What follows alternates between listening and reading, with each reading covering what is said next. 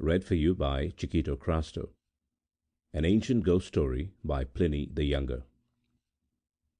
There was in Athens a house, spacious and open, but with an infamous reputation, as if filled with pestilence, for in the dead of night a noise like the clashing of iron could be heard, and if one listened carefully, it sounded like the rattling of chains.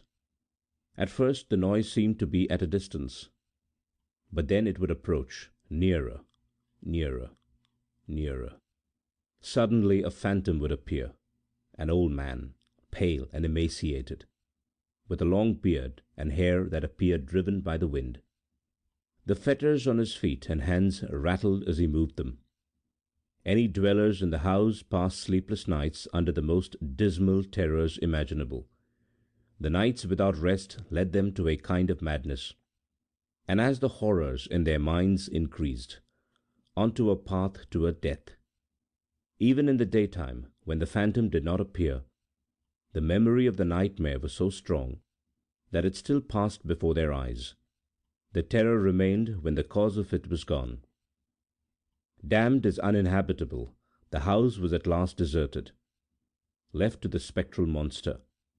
But in hope that some tenant might be found who was unaware of the malevolence within it, the house was posted for rent or sale. It happened that a philosopher named Athenodorus came to Athens at that time. Reading the posted bill, he discovered the dwelling's price. The extraordinary cheapness raised his suspicion, yet when he heard the whole story, he was not in the least put off. Indeed, he was eager to take the place, and did so immediately.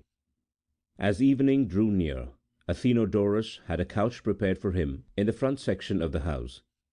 He asked for a light and his writing materials, then dismissed his retainers. To keep his mind from being distracted by vain terrors of imaginary noises and apparitions, he directed all his energy toward his writing. For a time the night was silent. Then came the rattling of fetters. Athenodorus neither lifted up his eyes nor laid down his pen. Instead, he closed his ears by concentrating on his work. But the noise increased and advanced closer, till it seemed to be at the door, and at last in the very chamber. Athenodorus looked around and saw the apparition exactly as it had been described to him. It stood before him, beckoning with one finger. Athenodorus made a sign with his hand that the visitor should wait a little, and bent over his work. The ghost, however, shook the chains over the philosopher's head, beckoning as before. Athenodorus now took up his lamp and followed. The ghost moved slowly, as if held back by his chains. Once it reached the courtyard, it suddenly vanished. Athenodorus, now deserted, carefully marked the spot with a handful of grass and leaves. The next day he asked the magistrate to have the spot dug up. There they found, intertwined with chains, the bones that were all that remained of a body that had long lain in the ground. Carefully the skeletal relics were collected and given proper burial at public expense. The tortured ancient was at rest, and the house in Athens was haunted no more.